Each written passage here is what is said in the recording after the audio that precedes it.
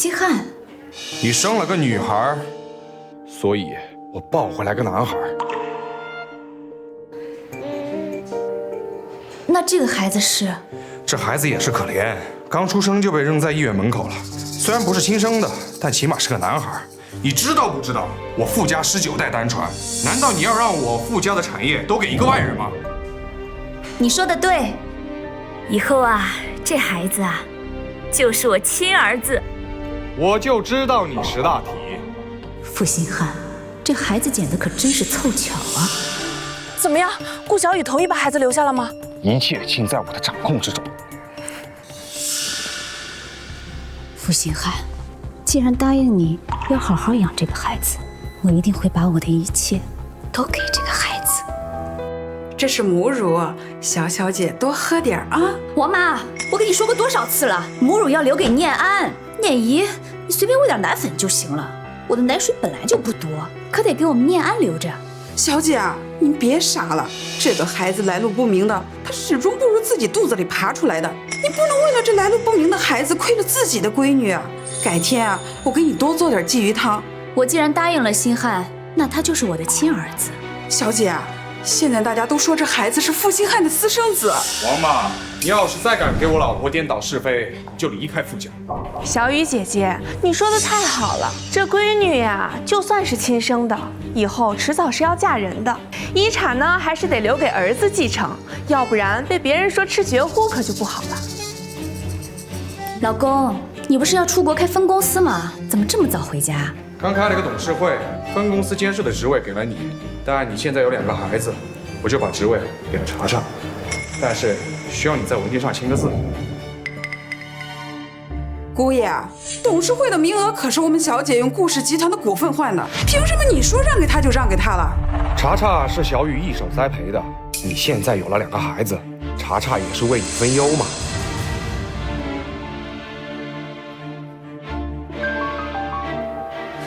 小雨，你俩姐妹情深多年，不会不信他吧？小雨姐，你我姐妹情深，我是绝不会因为跟你老公在一起工作就对他有非分之想的，你就放心吧。好，我签。大小姐，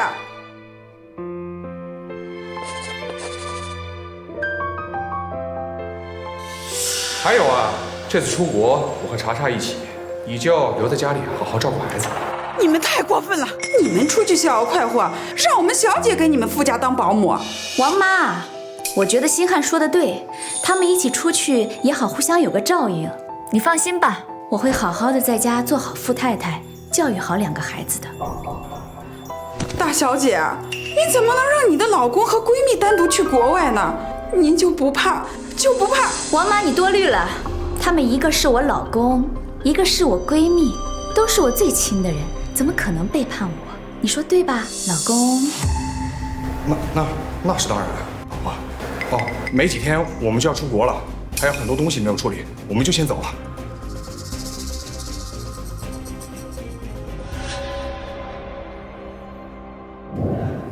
大小姐，你就别傻了，你没看出来这傅星汉和那个江查查一直眉来眼去的？你在家辛辛苦苦带2个孩子，他倒好，带着其他女人去国外，天知道他安的是什么心。放心吧，王妈，我知道自己在做什么。哼，他们包藏祸心，又怎知我不是？顾女士，医院3番4次的强调产检一定要家属陪同，你丈夫呢？他忙，我自己能行。那行吧，江医生已经帮你约好了，你直接过去就行。好，查查。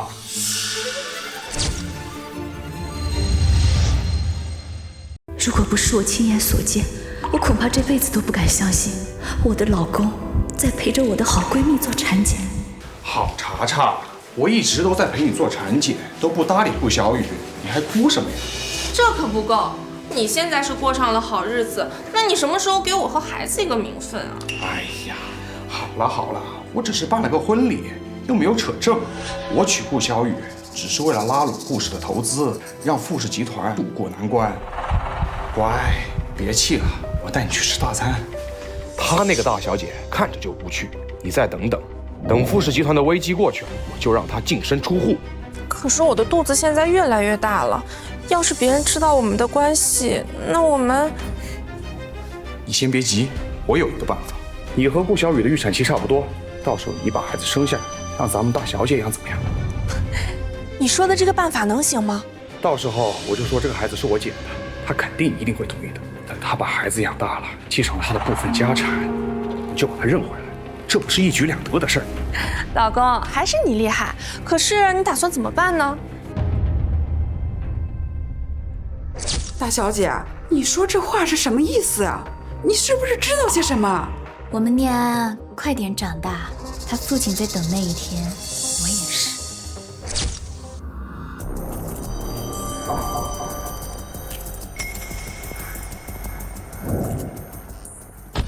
负心汉，这么多年来，我按照你的吩咐，把念安当成亲儿子养，却把亲生女儿当成浮云梯，你一定会认同我的，对吧？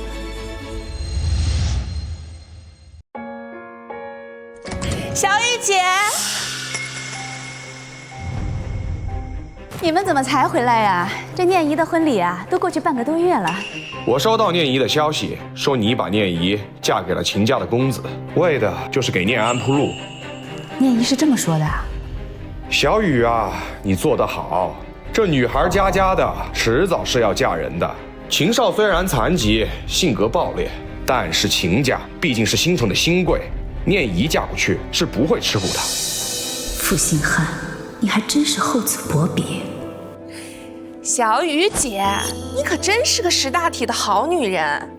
这刚开始呀，星汉哥还担心你不愿意让念怡嫁过去，硬是拉我回来，让我劝劝孩子，顺便问问这念安的高考成绩怎么样了。我既然答应了星汉啊，就会把念安当成我的亲儿子一样对待。我看你们是想看念安的成绩，顺便看看我有没有把女儿嫁出去吧。查查这次来还给你带了礼物，根本就不是我的尺码，怕是江查查不要的，才轮到我的吧？呀，还是限量款呢。小雨姐，你赶紧换上呀，让我们看看嘛。哎呦，我这做饭呢，一身油烟味儿。我呀，就是这家里的裙子太多了，放不下。你要是喜欢，随时可以找我去拿呀。你好好照顾儿子，需要什么我随时给你买。对了，小雨姐，念安的高考成绩还没出来吗？大小姐，好消息，好消息！大小姐，念安考上了，考上清北了。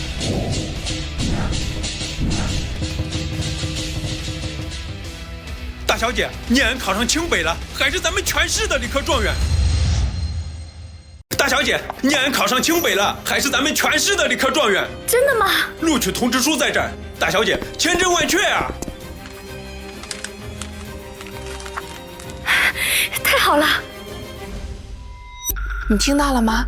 咱们的儿子考上了名牌大学，而且还是全市第1呢。你也不看看是谁的儿子，咱俩的儿子不会差。大小姐，这10几年来真的是辛苦你了，要不是你辛辛苦苦养育他长大，这孩子不可能有现在的出息。刘管家，你这话说的我就有点听得不舒服了。我的儿子考上名牌大学，跟这个顾小雨有什么关系？只能证明是我。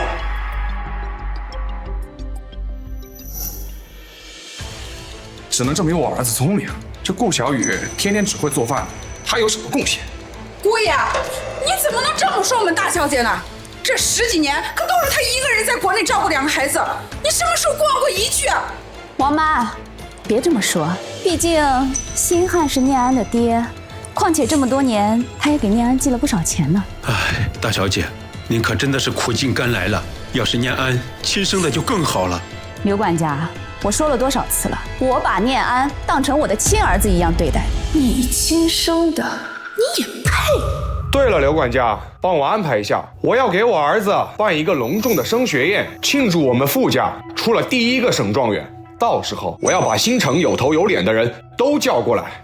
对，星汉说的对，刘管家啊，念安考上名牌大学，是得好好庆祝一下。好吧。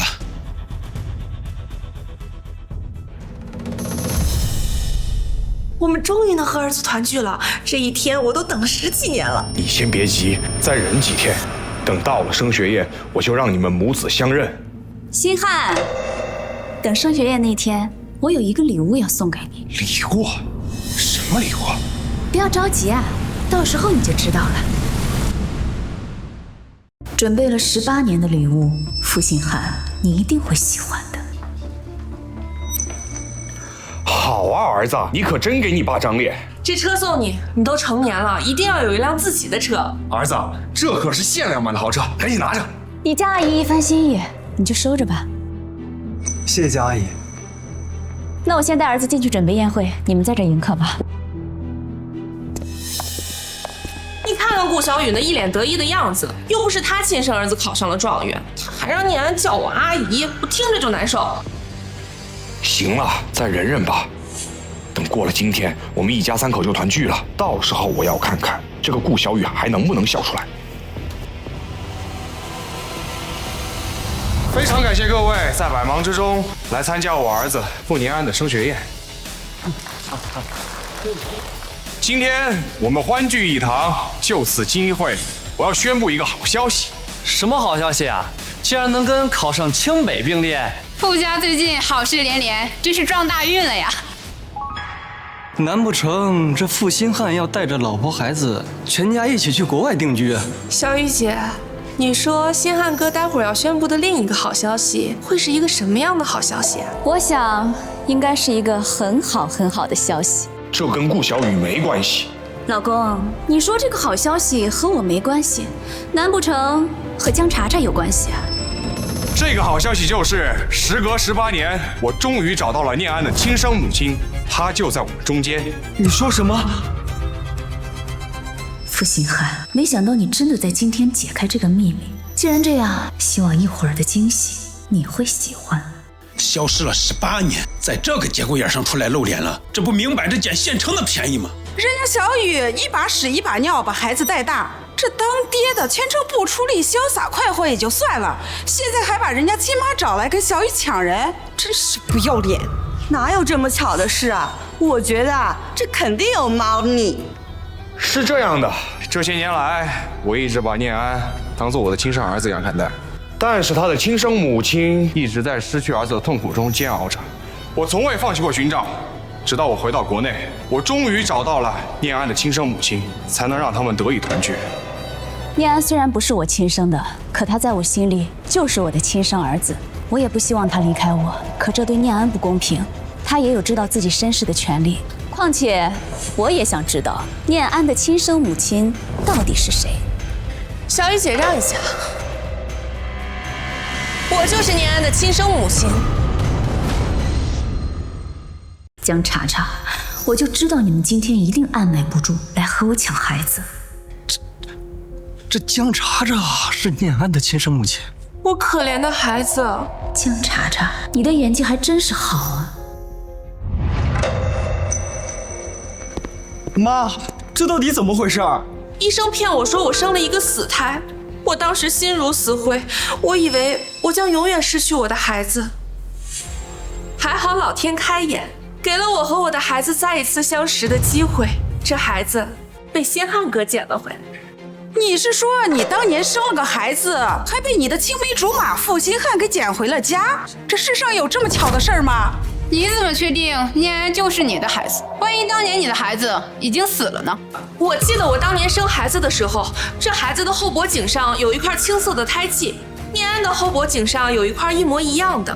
念安就是我的儿子。你跟傅家走得那么近，难道不知道他家有个抱养的孩子？现在来认孩子，早干嘛去了？大家说是不是？是。我也是前不久才刚知道这件事情的。我们母子就这么阴差阳错的错过了18年。儿子，妈妈想你想了18年。姐姐，你不会真的狠心要阻拦我们母子相认吧？当然不会啊，只要能认定念安是你的亲生儿子，我愿意今天就把儿子还给你。真的吗，小雨姐？妈，你说什么呢？大小姐，你傻不傻呀？现在念安有出息了，你同意还给他，这不就是替这个女人白白养了18年的孩子吗？你不相信的事。查查是我的好姐妹，她让我帮她养儿子，如果真的有苦衷，我可以理解。对，还是我老婆识大体。王妈，你什么也不知道，就不要瞎说。什么叫替别人养了18年的孩子？查查可是县城的大小姐，谁愿意把自己的孩子扔到国内，让一个没见识的土大款养着？我也觉得，这世上不会有哪个母亲愿意抛下自己的孩子让别人养着，而且还是18年不闻不问。也许真的是巧合。对，没有生过孩子的人怎么能理解一个做母亲的心情？我相信查查说的话，念安一定就是他的孩子。好了，既然现在这件事已经公开了，那也算是团聚了，也算是一件喜事。不过现在最重要的是，这个孩子以后跟谁生活，是亲妈还是养母？那还用说吗？念安是查查的亲生儿子，当然跟着亲妈生活了。就算我跟小雨舍不得，也不能阻拦他们母子团聚吧？我说对不，小雨？你说的没错，我毕竟是养母，确实不应该。大小姐，所以，我和查查都商量好了，等办完这场升学宴，我们就带着念安一起去移民国外。等等，你们2个带念安去国外生活，这是什么意思啊？人家母子团聚跟你有什么关系？是这样的，我虽然是念安的养父，但是这么多年感情还是放不下的。念安离开这里生活，我怕她不习惯，我想陪她几年，慢慢的让她习惯。你意思是把小雨留这儿，你和江查查带着念安去他读大学的地方照顾他？你听听你说的是人话吗？我不是不带小雨走，是故事产业离不开她。哼，谁不知道啊？他们2个在国外早就厮混在一起了。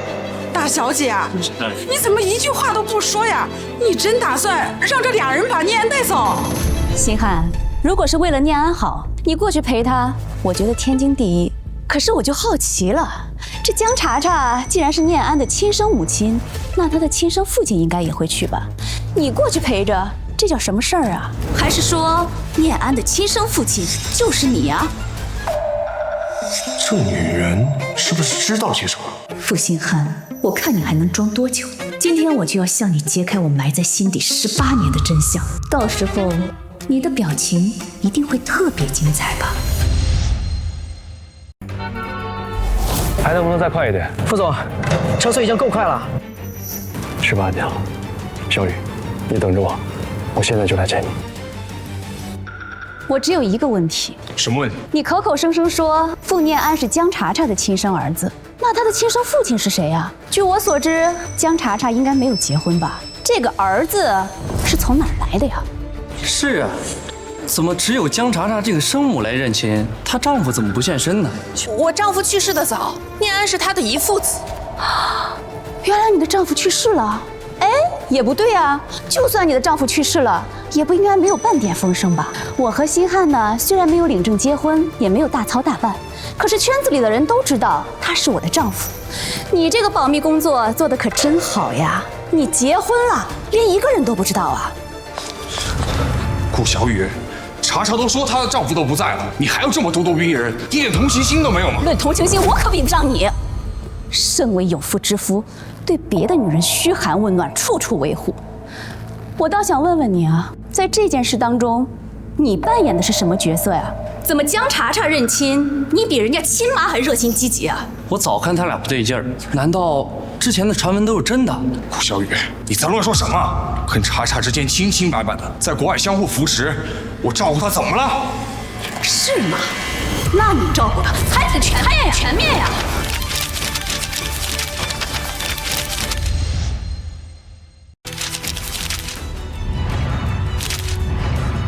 这是傅星汉和蒋查查的偷情证据。我在国内带孩子，你们在国外做夫妻。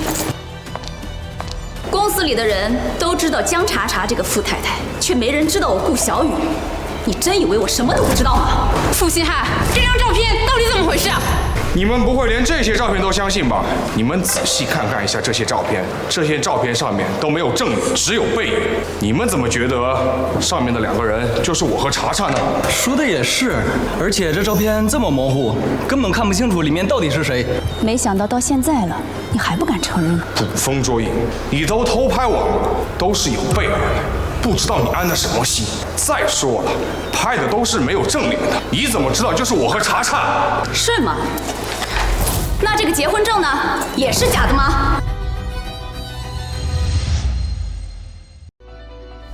结婚证，负心汉，怎么名字是叫查查？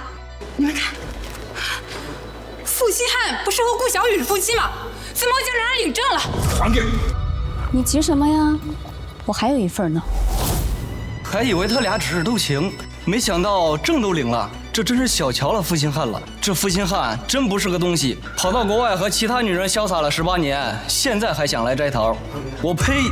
那顾小雨这18年又是给他生孩子，又是牺牲股权，那他算什么？这江查查也不是什么好东西，未婚先孕，还把孩子甩给别人带，有几个当妈的能做出这样的事儿？你既然这么决绝，我就摊牌了。我跟你只是包办婚姻，我根本就不喜欢你，跟你在一起只会让我更加痛苦。要不是为了联姻，我才不会娶你。我和江查查才是真爱，是你束缚了我。当初要不是我妈给我下药，我才不会跟你有什么孩子。我好心好意扮演你丈夫的角色18年，该补偿的我都补偿了，你还要怎么样？我现在告诉你，聂安是我和查查的孩子，他就该跟我们一家团聚。我当然知道你们是一家人，而且在18年前我就已经知道了。星汉哥，他说他都知道了。什么你就知道了？你在胡说八道些什么？你要是知道了，你能忍到现在才说出来吗？和你们一样，我也有一个秘密，藏了18年。大小姐，您明知道傅念安是负心汉和这个白眼狼的儿子，您怎么还能帮他们养这么多年的孩子啊？顾小雨是不是脑子进水了呀？这不是犯贱吗？难不成离开了负心汉会死？这么委曲求全的？查查是我名正言顺受法律保护的妻子，顾小雨。当年要不是我妈下药让你趁虚而入，爬上我的床，我这辈子我都不会碰你。你现在还有傅念怡这个女儿给你养老送终，也算是我给你的补偿。今后我会和念安生活在一起，让念安继承傅氏集团。说的这么正义凛然啊，好像你把念怡留给我是对我多大的恩赐一样。2个都是你的孩子，你怎么不把念怡带回傅氏啊？是他自己不想回去吗？我只认查查和我生的孩子，他就是念安。我不要代代亲家。爸，你怎么才回来？我都快被欺负死了！我刚加入亲家，那个残废就大王八我，还不让我和你们联系。我不要这样了，爸，救救我！爸，是他让我嫁给那个死残废，为傅念安做助理。爸，我可是你女儿，你不能不管我死活。爸，我是你女儿，你怎么能这么对我呢？爸，我不想代代亲家，不要！爸，你救救我，我可是你亲骨肉啊！你算个什么东西？你只是个女人，还是个连老公抓不住的废物。爸，你不能这么对我，你不能这么对我。你不用求他了，你真以为你嫁给秦少的事情，你爸爸他不知道吗？你不用求他了，你真以为你嫁给秦少的事情，你爸爸他不知道吗？我告诉你，你爸他不仅知道，而且……你给我闭嘴！我到现在这个地步都是因为你，要不是你当年斗不过江查查，我怎么会被傅家抛弃？你明明知道傅念安是爸和别人的儿子，你为什么事事都偏心他，什么资源都给他？而我呢？你对我毫不关心，明明我才是你的女儿，我才是。你为什么18年忽视我？为什么？忽视你，偏心。傅念怡，从小到大，你和念安吃的、穿的、用的都是一样的。哪怕你成绩不好，我也送去跟念安一样的学校。我哪点偏心念安了？我哪点偏心念安了？倒是你，每天只知道贪图享乐和一群混混厮混，你还为了贪图荣华富贵攀上了秦家。我告诉你多少次了，秦家是个是非之地。可是你自己为了荣华富贵就是不听，你现在过得不好了，后悔了，就把一切推到我身上，还到处扬言说我是为了给念安铺路，逼你嫁到秦家的。你这么说，对我公平吗？既然是这么回事，这傅念怡小年纪心眼可真够多的，自己贪财就不说了，还给亲妈扣了一个卖女儿的黑锅。是啊，当时小雨明里暗里多少人骂他黑心，但是他一句话都不辩解。为了这个女儿，也下了多少苦水。真是个养不熟的白眼狼。秦家也是倒霉，本来是门当户对的联姻，没想到被算计了一道。说得好啊，傅念仪，你好大的胆子，竟敢这么败坏我秦家的名声！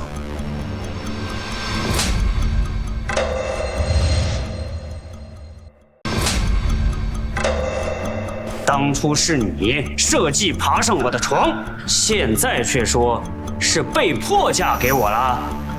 我没有，我没说。不管怎么说，你嫁给了我，就是我的人，你就是我的老丈人。现在我们秦氏和傅氏也算是联姻，我在秦家遇到了一点小麻烦，你们不能不管我吧？你们要是不管我，我回去就打死他。哎呦，我说你要是敲竹竿，可以去找他亲妈呀。如果连亲妈都不管的话，那这要打要骂你随便呀。哎，真可惜，你这辈子认错了妈，不像我，自打我们家念安一出生，我就为他铺垫好了后面所有的路。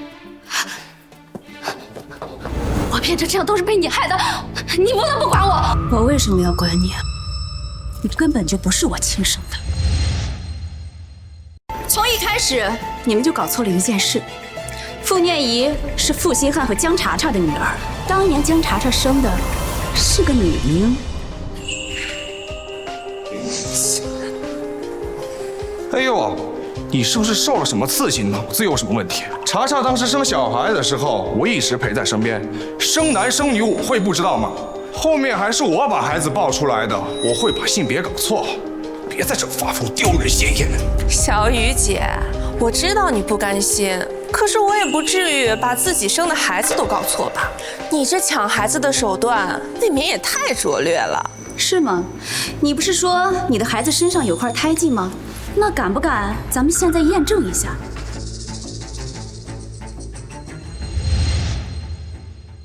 江茶茶、傅兴汉，我真的很想看见你们知道真相以后的表情。一个男孩，一个女孩，性别都不一样，怎么可能会搞错？自己含辛茹苦养大的继承人，肯定不舍得送出去。我看啊，小雨是受刺激了。可惜啊，堂堂顾家大小姐，给别人培养了一个优秀的继承人。顾小雨，你少在这给我耍把戏！念安就是我和茶茶的孩子。怎么？你们现在不敢验证？你们说你们是凭着胎记认出念安是你们的亲儿子，那你们就确定念安身上真的有那块胎记？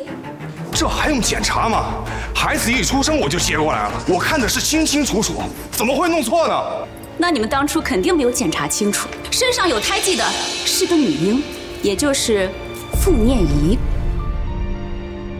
这不可能！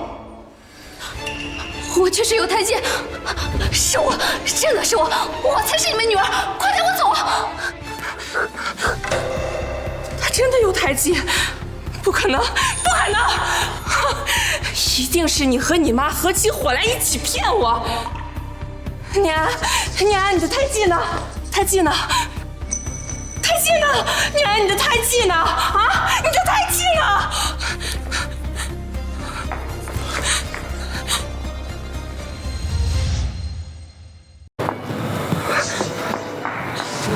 没事的，莎莎，胎记的事儿可能当时我记错了，但是你生的是男儿，我可没记错。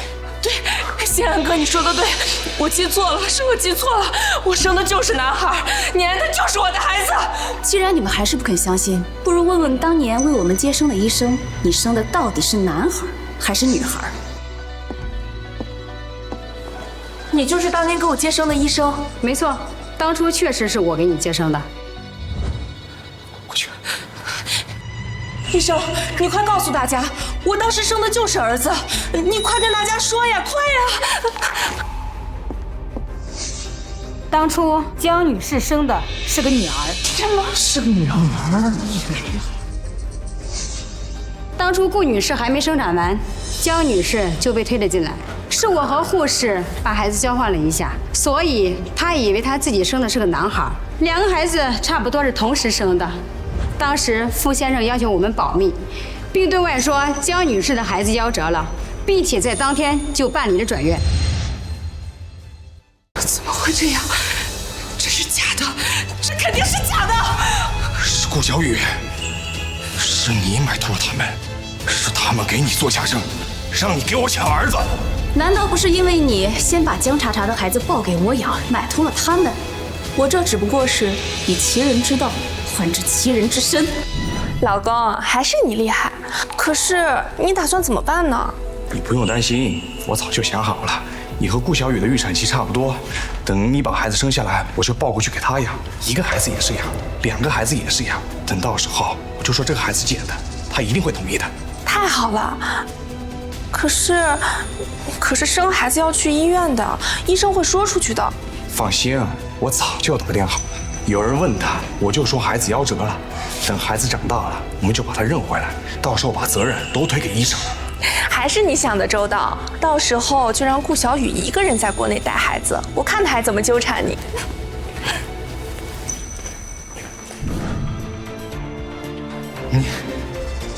你怎么什么都知道？要不是我当初留了个心眼，听到你们全部的计划，恐怕我这辈子都被蒙在鼓里。要怪，就怪你们俩太不小心了。你们应该学学我，一个秘密如何才能藏18年？18年！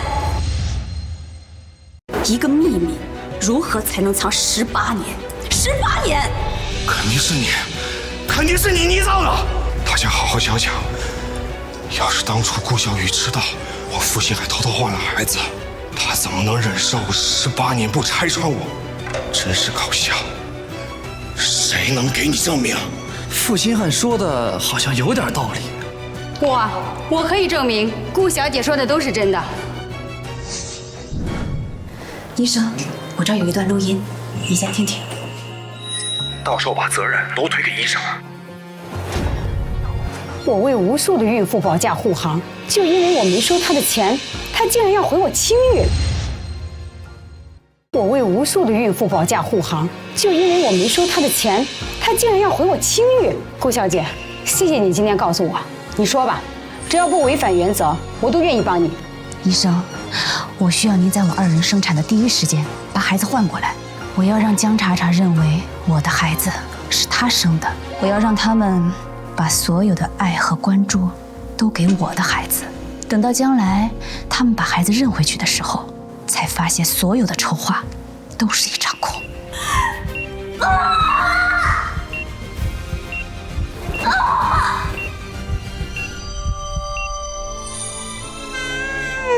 生了，9斤8两。医生，快去！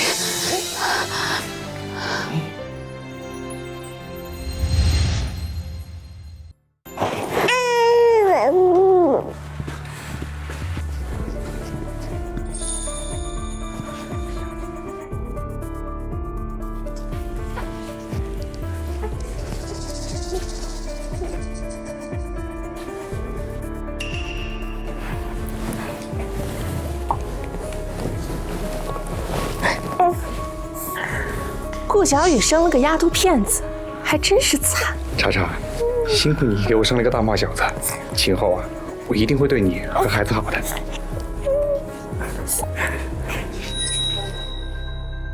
看来顾小姐的计划成功了，他们果然以为江茶茶生的是个儿子。当年我提前在产房更换了孩子，事后江小姐和傅先生抱走的其实是顾小姐的孩子。要不是大小姐提前有准备，还不知道被这对狗男女害得有多惨。我就说顾家大小姐不可能是个恋爱脑，这下真是恶有恶报了，自食其果，活该。星汉哥，这不是真的，这不是真的，念安他就是我的儿子，对不对？我知道了，你，还有你们这里的所有人，都是顾小雨派过来演戏的。还有你不愿意收我的钱，你就是收了顾小雨的钱，过来抢我的儿子，对不对？到现在还不敢承认，我还有证据，你要看吗？证据？什么证据？这叫人干的事儿吗？负心汉，你良心被狗吃了！人家顾小雨掏心掏肺的帮你带孩子，你倒好，伙同外面的女人，算计他18年，就算不喜欢，也不能这么糟践人吧？要我说啊，小雨就是命好，要不是他早早发现了你们不是东西，早早做了准备，他们娘俩指不定被你们怎么坑害的。当初你们怎么算计人家的，现在就怎么摔跟头，活该！不，这都是假的，都是你买到这些医生别家伙，就是把我的念安抢走，对不对？我是不会上你的当的。负心汉，你好歹上过2天学，生物课应该上过吧？这是念安高考时候的体检表，市医院盖了章的，假不了。你是 B 型血，江查查是 AB 型血，你们俩说说，怎么就生了个 O 型血的儿子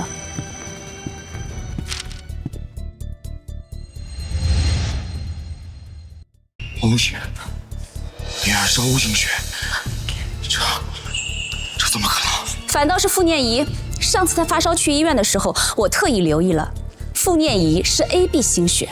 你们再仔细看看念怡，她那眉眼长得和江查查年轻时候简直一模一样，你们就没瞧出来？也是哦，你们怎么可能留意到念怡呢？这18年来，你们所有的注意力都在念安的身上，何时有正眼看过这个女儿？所以，妈，你从一开始就知道我是江查查的女儿。没错，当初给你取名念怡，就是希望你这孩子能够懂进退，知好歹，别像你这个亲妈一样做人没有底线。现在看来啊，有其母必有其女，这话一点不假。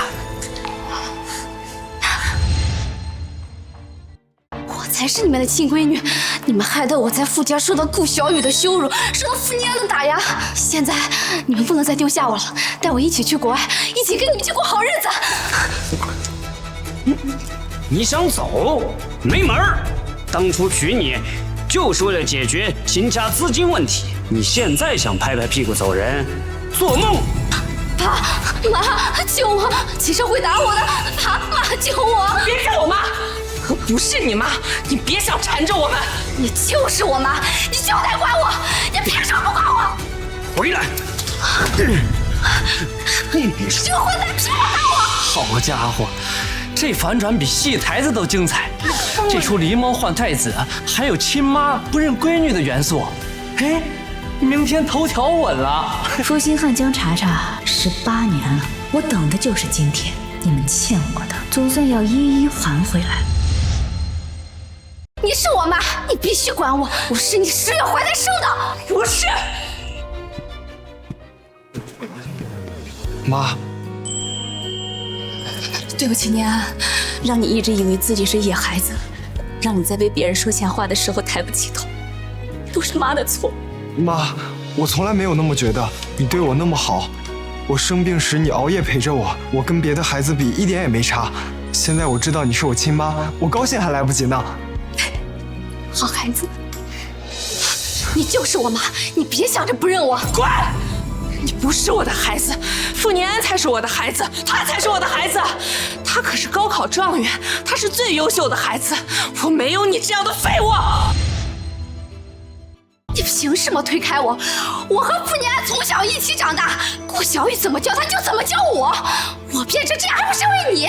你这个亲妈根就歪，你什么样我就什么样。不是，不是。你小心！我说了不是，傅念安才是我的孩子，他是考上清北的状元，是最有出息的孩子。我没有你这样好吃懒做的废物，我不是。够了，你疯了！你是要打死他吗？查查，查查，我送你去医院。念依，你们休想甩了我！念依，弄这干什么？她是你明媒正娶的媳妇，快送她去医院！我可没有你这种上不了台面的女儿，赶紧滚！这是你勾大野父之父应得的报应。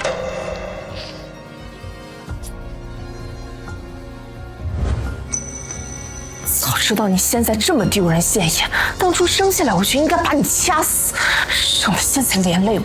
带我去国外过好日子，这是你们欠我的，我休想赖掉。带你去国外，你也不看看你自己现在什么德行，年纪轻轻就辍了学，还嫁给了一个死瘸子，带你去干嘛？丢人吗？我混日子，我嫁死瘸子。你当初和负心汉不还拍手叫好吗？说秦家有钱有势，能给傅念安铺路，还逼我去爬死瘸子的床。现在傅念安考上清北了，你现在嫌我丢人，你早干嘛去了？你要干嘛？你说吧，别哭了，你早干嘛去了？我被那死瘸子打得浑身是伤的时候，你在哪？你现在嫌我丢人，晚了，晚了！孽障！你是不是都要把我们拖下水？赶紧给我滚出去！我不管，我是你们的亲生女儿，你们休想甩开我！放开我！我不出去，你们别甩开我！亲闺女，我告诉你，念安才是你的儿子，我迟早要把他的抚养权抢回来。以后你们一家3口都要去国外生活，跟你半毛钱关系都没有。你再敢纠缠，我就去报警！赶紧给我滚！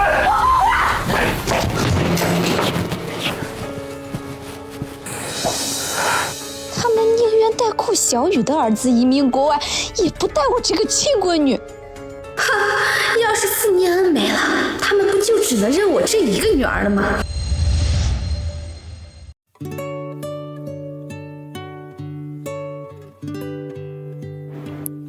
妈，我现在真的很幸福。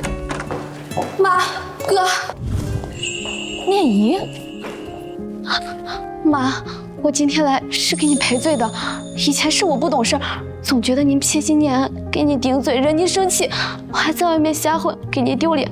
我现在才明白，你从来没亏待过我，就算知道我不是你亲生的，还把我当亲女儿一样对待。傻孩子，来，快起来。知错能改就好，不管以前怎么样，往后你要是踏实过日子，我还是你妈。往后你要是踏实过日子，我还是你妈。念安啊，也还是你哥。真的，谢谢妈，谢谢哥。这些年还好你们没有放弃我，要不然我会更早的辍学，我还想着攀高枝。孩子，只要你真心悔过，一切都来得及。幸好江茶茶和傅心安的薄情，让我看清了妈妈和哥哥才是我的亲人，真正的亲人。你们的大恩大德，我无以为报。这样，妈、哥，我去给你们倒杯茶。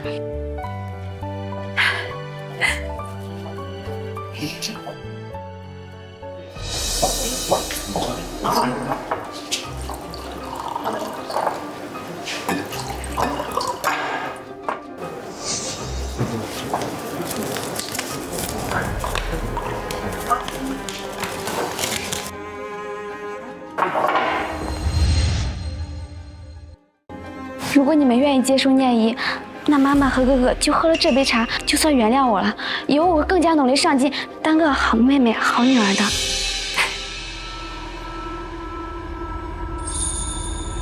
傅念安，等你药性发作，看你怎么跟我抢。傅心汉和江茶茶只能让我这个亲闺女，国外的好日子就是我的了。妈，你也喝。哎。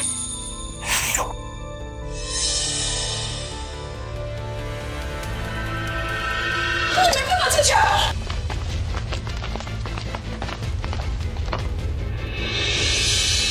大小姐，这你们来干什么？不是说再也不跟我联系了吗？傅心汉、江茶茶，你们又来干什么？这些都是我们傅家德高望重的长辈，今天来由他们做个见证。傅念安是我们傅家的种，必须跟你断绝关系，跟我去国外。傅念安是我们傅家的种。必须跟你断绝关系，跟我去国外。也好，等你们亲眼看着傅念安去死，我看你怎么还带他去国外。念安，你是傅家第19代独苗，哪能一直跟着外姓人过日子？跟你爹走，傅家的产业以后都是你的，这才是正道。傅心汉、江茶茶，你们放着自己的亲生女儿不认，跑来和我抢儿子。念安是我亲生的，你凭什么让我和他断绝关系？念安是你儿子，也是我儿子，儿子跟爹走，天经地义。你少在这里给我阻拦！我已经满18岁成年了，我跟谁生活认不认谁，得听我的一语，这跟你们没关系。你从来没有管过我一天，现在想抢我走，没门儿。念安，爸跟你说真的，你跟我一起去移民国外，到时候富士的公司都是你的，还有你的小叔傅云恒，新城首富，新晋的富士集团总裁。他要是听到你考上新北，等你毕业了，直接可以接手公司。可不是嘛，云海的孩子有出息，眼里最认傅家的根。你是我们傅家第19代独苗，他能不帮你？以后啊，你可是我们傅家重点的培养对象。云恒。前几天我刚给你小叔打过电话了，他听说你考上了清北，非常的高兴，说专门要来参加你的升学宴，到时候会给你打一个大大的红包。念安，你就听你爸爸的话吧。顾小雨他能给你的，傅云恒能给你100倍、1000倍，以后你就是我们新城的首富了。这些本来都是我的，傅家的家产凭什么给傅年？不过没关系，他刚刚喝了药，等会儿就该疼得打滚了。你们的希望马上就要全落空了。我不跟你们走，我不跟你们走。你这孩子是不是傻？这些好处摆在你面前你都不要，分不清好歹。真是不知好歹！你要不是我们傅家唯一的独苗，这些资源哪能轮得上你？究竟是傅家的资源，还是傅云恒的血？你们自己心里清楚。你傅家的事你管不着，你顾小雨不过是养了念安几年，这抚养费我做主，让云恒补偿你3倍就是了。养了几年？我生病发烧到40度，我妈抱我跑3公里去医院，鞋都跑掉了，守着我熬了2宿。我在学校被其他的孩子欺负的时候，我妈不顾豪门的尊严守在我身前。这些你们谁做过？她是你的妈，我就不是你的爹了。我生了你，你就得跟我走。念安，你别敬酒不吃吃罚酒。你才刚考上清北，正是最要紧的时候。学校可最看重学生的品行。如果让校领导知道你不孝，连自己的亲爹都不认，也许会取消你的入学资格呀。如果让校领导知道你不孝，连自己的亲爹都不认，也许会取消你的入学资格呀。你是不准备认我这个老子了？亲爹从小到大啊，算上今天这次，我一共见了你连10面都不到，你凭什么让我认你？念安，现在学校里面最看重的就是学生的品行。你才刚上大学，都还没去报到呢。如果让学校知道你连自己的亲爹都不认，你觉得会对你没有任何影响吗？啊？哎呀，念安，乖，听爸爸的话，跟我走吧。念安，你怎么了？是不是肚子疼啊？傅星浩，你干什么？念安，你怎么了？是不是肚子疼啊？傅星浩，你干什么？我没碰他，是他自己喊疼。史不利，你俩在这演苦肉计，是在拖延时间。傅念安，你少跟我装模作样。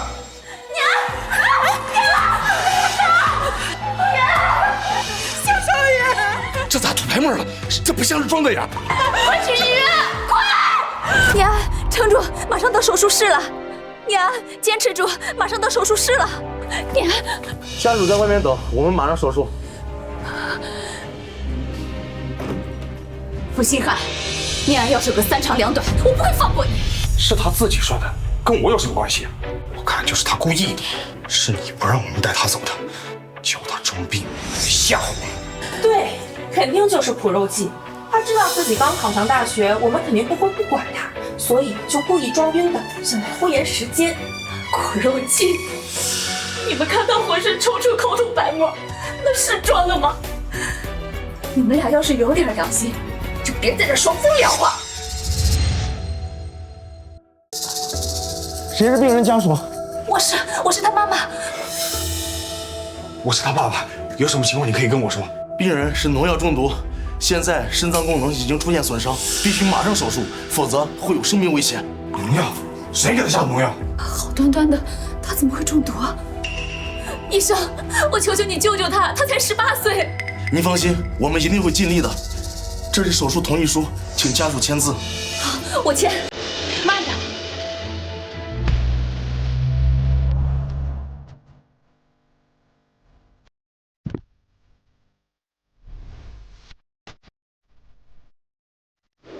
买那么多会不会太招摇？您这哪叫招摇啊？咱这是给状元郎送喜礼啊！18年了，我当年出国打拼事业走得急，让小雨一个人带孩子，受了太多苦。这次回来，不光是给念安贺喜，更要好好补偿他们俩。走。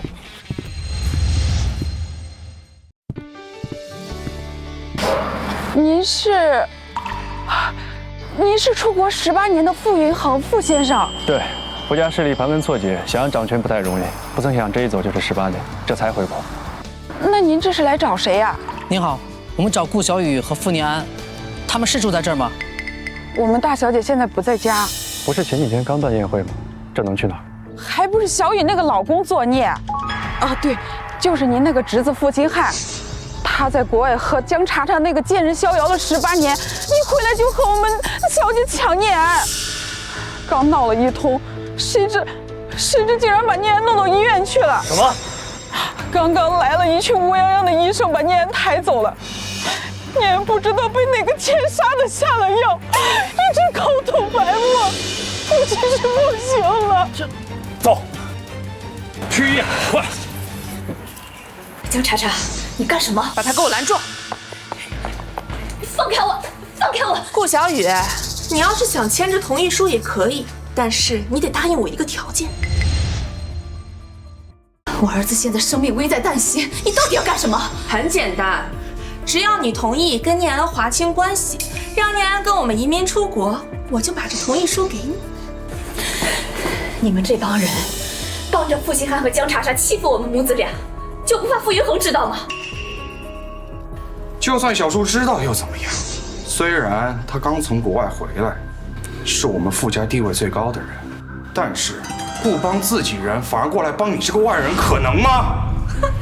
就是，你还是赶紧考虑一下我的条件吧。江查查，你怎么这么冷血？念安要是有个3长2短，你良心过得去吗？良心这种东西我可没有，他死不死跟我有什么关系？反正又不是我儿子，我没损失啊。胡闹，简直是胡闹！病人随时都有生命危险，1分钟都不能耽误。你们的恩怨能不能手术做完再解决？万一耽误了治疗，你们负得起责任吗？听见了吗，顾小雨？你还是赶紧考虑吧。你多考虑1秒，念安就离死亡更近一步。你自己选。是，在场就你跟我可以在这个手术同意书上签字。你多犹豫1秒，念安就离死亡更近一步。我不能让念安有事。你们不好了，病人血压和心跳突然往下掉，心率都快检测不到了。医生，我求求你，能不能先救救我儿子？手术同意书我一会儿就签，您别不管他呀。不是我们不救，医院有明确规定，家属不签字，我们没办法上手术台啊。我们总不能拿病人的生命冒险。顾小雨，别跟医生装可怜了，你自己选，是眼睁睁的看着念安去死，还是答应我的条件？别磨磨唧唧的，念安可等不起。好，我答应你，等念安康复了，我就和他断绝母子关系，让他跟你们去国外。现在我可以签字了吗？不急，空口无凭的，你要写份保证书，把自愿放弃念安的抚养权、监护权，让他跟父亲傅新汉生活，把它写下来，省得你日后不认账。好，我签。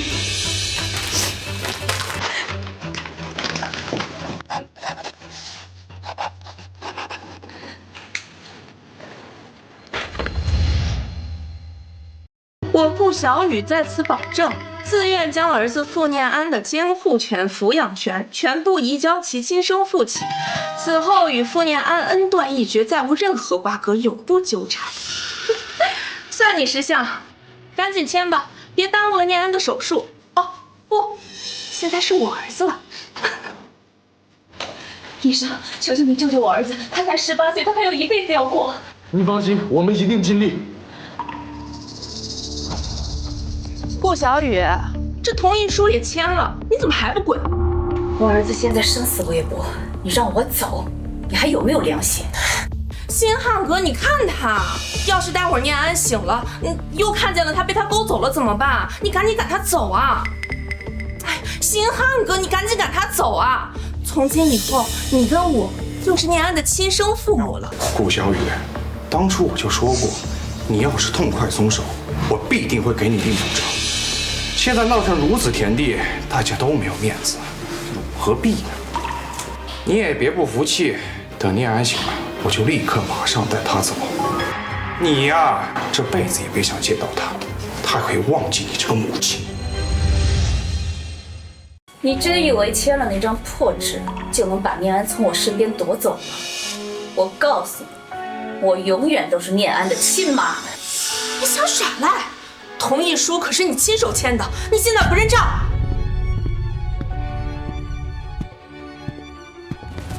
我是签了保证书，也说了要把念安还给他的亲生父亲。可是负心汉，你也不撒泡尿照照你自己，你配当念安的亲爹吗？你胡说什么？当年要不是我喝醉，你趁机爬上我的床，怎么会有我这个儿子？他不是我儿子，难道是从石头缝里蹦出来的吗？喝醉？你那天醉得像滩烂泥，站都站不起来，怎么可能有孩子？我当初忍气吞声，只不过是为了护住念安。你真以为我愿意跟你这种烂人扯上关系啊？这不可能！你肯定是为了让念安不跟我们走，连这种毁自己名誉的谎都撒了出来。好，就算你说的是真的，念安不是我的儿子，那他是谁的？你说啊！是我儿子。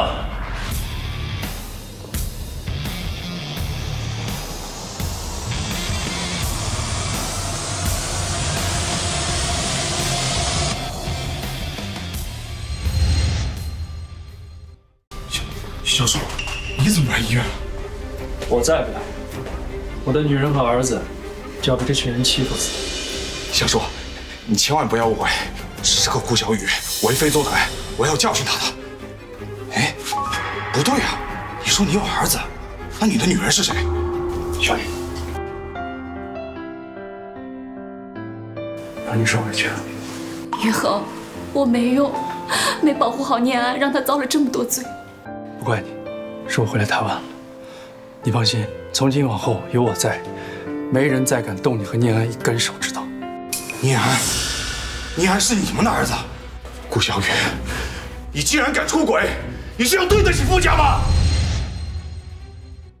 出轨？麻烦你搞清楚，当年和你领证结婚的是江查查，这18年和你在一起，在国外逍遥快活的也是江查查。我顾小雨和你负心汉，除了一个有名无实的富太太身份，有什么关系？你怎么好意思说出轨？是啊，星汉当年和顾小雨就办了一个简陋的酒席，连结婚证都没领，法律上根本算不上夫妻。反倒是他和江查查早早的就领了结婚证，只是一直瞒着咱们。可是云航，这里边是不是有什么误会呀？你怎么和顾小雨缠在一起了？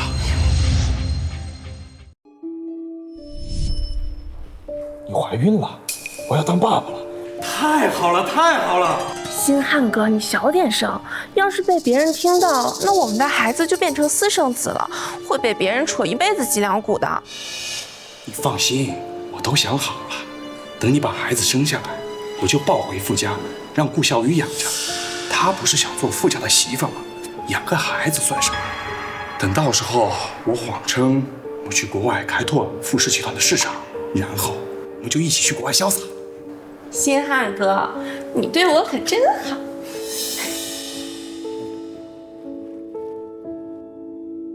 负心汉，你居然联合一个外人这么算计我，我今天一定要问清楚。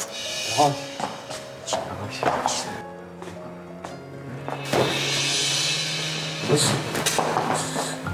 负心汉，我问你，你和我结婚以后连碰都不碰我，也不和我领证，是不是因为江查查？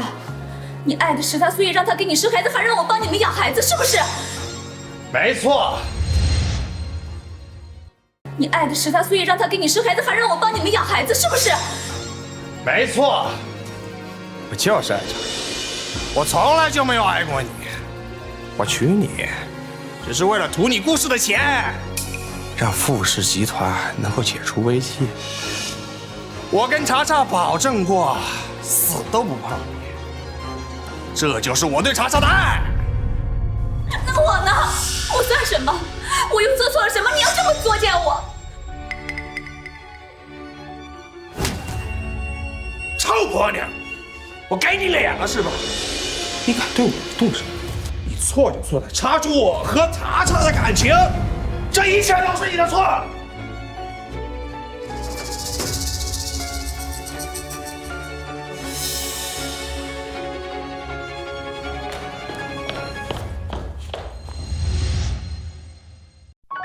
负心汉，你这么算计我，打我，从此以后，我顾小雨跟你彻底两清。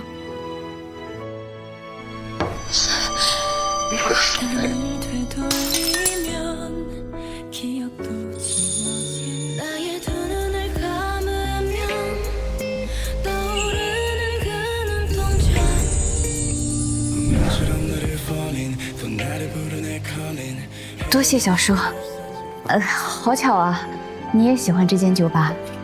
不是好巧，是因为你喜欢，我才喜欢。小叔，你这话什么意思？小雨，负心汉那样的人，不值得你为他想不开。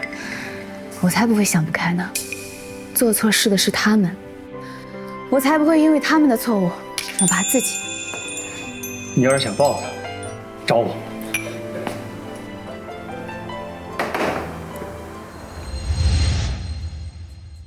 我和小雨早在18年前就相互爱慕，那天晚上，我们两个就私定了终生。很快我们就领了结婚证。这个是我和小雨的结婚证，我和小雨是法律认可的夫妻，有名有实。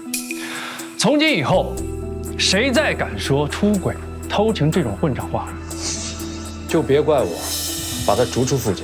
云恒啊，就算你和顾小雨有情分，可他以前毕竟是心汉的人。你这么做啊，传出去对傅家的名声不好啊。对，是顾小雨先做错事在先的。负心汉，你少在这装糊涂。从你和江查查勾搭在一起，动手打我那天起，我对你就死了心。我和你既没领证结婚，也没夫妻之实，连事实婚姻都算不上。我和谁结婚，用得着你管？那念安呢？你说念安是你和他的孩子，你说念安是你和他的孩子，那我以为是我喝醉酒以后。我怎么可能跟你这种烂人有关系？念安是我和云恒的，我和云恒领了证，自然就有了念安。那时候云恒为了傅家要去国外开拓市场，怕我一个人留在傅家被欺负，也怕说出去没人信，就让我先别声张。恰巧那时候你自己认为念安是你的孩子，我想着等云恒回来再把事情戳破，可没想到你和江查查竟然连我刚出生的孩子都想算计。那时候我刚怀念安8个多月，负心汉突然转了性子。以前他天天在外面跟江查查厮混，那段时间却突然天天围着我，连我做饭都要过来搭把手。我当时还傻呵呵的以为他是转了性子，知道我是他名义上的妻子，马上要给他生孩子了，愿意在我身边帮我。可没过几天，我就觉得不对劲。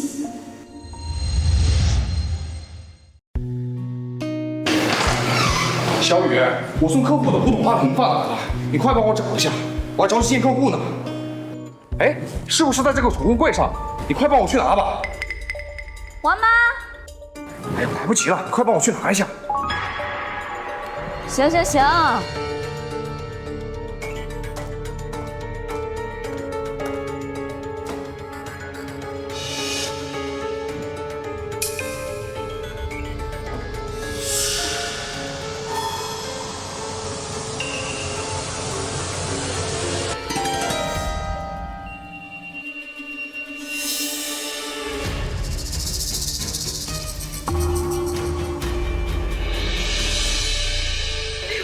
慢点，慢点。哎呀，大小姐，你都是快要当妈的人了，怎么一点都不小心，一点都不把自己肚子里的孩子当回事儿？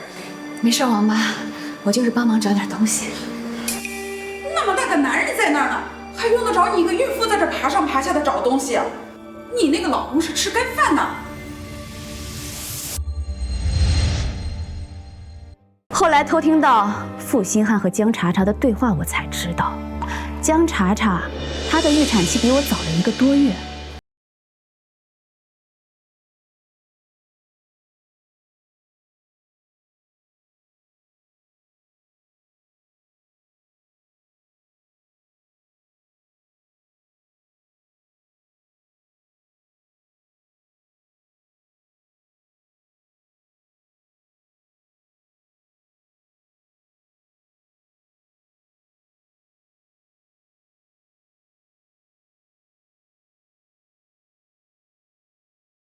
精心策划了18年，到头来竹篮打水一场空。顾小雨，你好狠心啊！居然整整骗了我18年，我怎么会娶你这么恶毒的女人？嘘，别这么说。和你结婚的是江茶茶，和我结婚的是傅云恒，按辈分，你还得叫我一声小婶儿。顾小雨，你。负心汉，你家暴、出轨、弃养亲骨肉，这桩桩件件哪件对得起小雨？现在还想毁了小雨，让他帮你们抚养亲骨肉，你哪来的脸啊？怎么会这样？怎么会这样？我都听到了，真是精彩，老天有眼啊！爸妈，你们两个就是一堆笑话。你们当年为了占便宜，把我扔给秦家当出气筒，害得活的还不如一条狗。不过现在好了，你们心心念念18年的儿子和你们毫无关系，这就是你们的报应。不过你们也别太难过，你们现在我这个亲生女儿就在你们的身边，对吧？你们后半辈子还得靠我活，带我去国外，走，带我去国外，走啊！各位伯伯，过去你们帮着负心汉欺压小女母子的事儿，念在同族的份上，暂不追究。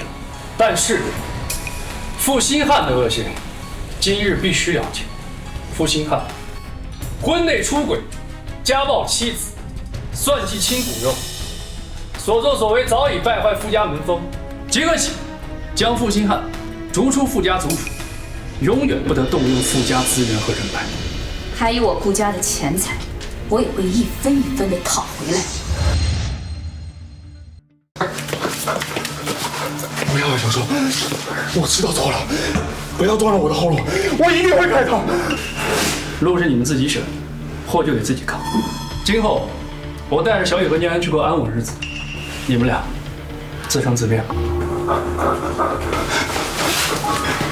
不要，求你饶过我一次，我和茶茶过了好日子，过不了苦日子的。小雨，各位长辈，求求你们帮我们说说好话。不管怎么说，我跟星汉都还是傅家的人呀，你们不能不管我们。哎呦，事到如今，你还想让我们说什么呀？你们当年算计顾小雨的时候，怎么不想到会有今天？你和星汉这事做得太不体面了，你让我们怎么去和云恒说呀？你们敢做那么缺德的事儿，就应该知道会有今天的下场。为什么？他们明明答应我带我去国外的，你为什么要拆穿他们？为什么所有好事都轮着傅念安？为什么你们都围着他转？为什么你们一个一个都要带着他去国外？凭什么？我到底哪一点不如他？医生，我儿子怎么样？他没事对吧？他才18岁，他不能有事啊！顾女士，对不起，我们尽力了。病人服用的农药剂量太大，毒素已经侵入5脏6腑，我们也无力回天，请您节哀。说什么？你再说一遍！你骗我！我儿子不可能死，他才18岁。上大学，他还没有见过他爸爸，你把他还给我，你把我儿子还给我。冷静点，年安也不想看到你这样子。死得好啊，傅年，你也有今天了。我得不到的东西，你也别想得到。你抢了我18年的关注，现在终于能清静了。你这话什么意思？妈，你以为我今天是真心给你们道歉的吗？你也太天真了。我实话告诉你，傅念安茶里的药就是我下的，我就是让他死。你说什么？念安的毒是你下的？没错，就是我下的。他不是总爱抢我前头吗？上学成绩比我好，妈你比我疼他，连去国外的机会都要和我抢。好啊，那我这一次我让他先死。为什么？你为什么要这么做？你有什么仇什么怨？你冲我来！你今天安他做错了什么呀？他才18岁，你们从小一块长大，是一个锅里的饭，你们应该是比亲兄妹更亲的家人呢。兄妹，家人，你们在座的每一个人，哪个人对我是真正的关心，拿我当家人的？顾小雨不是我亲妈，她对我不好，我认了。可你呢，傅信汉？我明明是你亲女，你难得回一次家，可是你的眼里却只有傅念安。就算知道我是你和江茶茶的孩子，你还是选择抛弃我，带他走。我是垃圾吗？你想丢就丢。所以我就想，如果顾念安死的话，你们眼里会不会就注意到我了？不过现在好了。他死了，你们眼里都注意到我了。你看，你们现在都在看我。好女儿，做得好，不愧是我江茶茶的女儿。傅念安死了，以后傅家的希望就只有你了。顾小雨，你聪明了一辈子，你以为你可以掌握所有人的命运？临门一脚，你儿子死了。我可跟你不一样，我还有念姨可以为我养老送终，而你就只能守着你儿子的棺材板去过下半辈子啊！你笑什么？你和顾小雨的孩子死了，你居然还在这笑！各位，你们都听清楚了。执法人员，执法人员。你们什么时候报了警？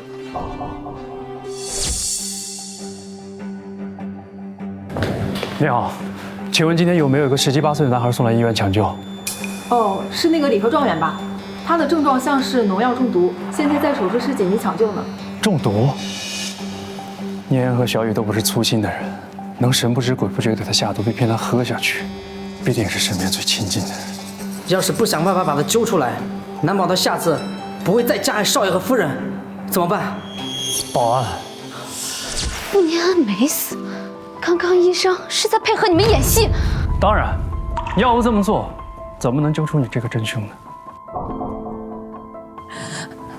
所以，念安到底怎么样了？你放心，我的司机刚去问了抢救室的医生，念安喝的毒不多，好在送来的及时，洗了胃，已经脱离了危险期了。没死，废物！你就是个废物！你连个毒都下不好，你还说自己不是废物？你能做好什么？你就是个丧门星！那你去死吧！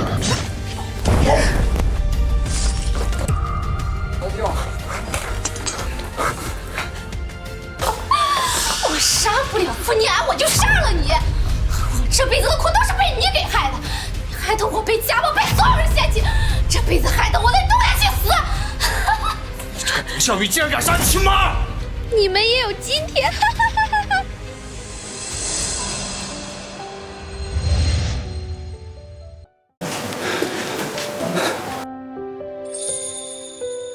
隐藏了18年的秘密，马上就要揭晓答案了。从一开始，你们就搞错了一件事。傅念怡是傅新汉和江茶茶的女儿，当年江茶茶生的是个女婴。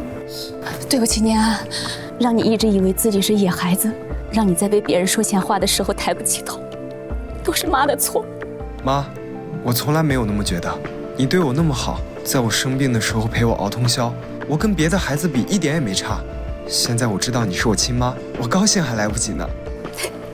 好孩子，负心汉，你这么算计我，打我，从此以后，我顾小雨跟你彻底两清。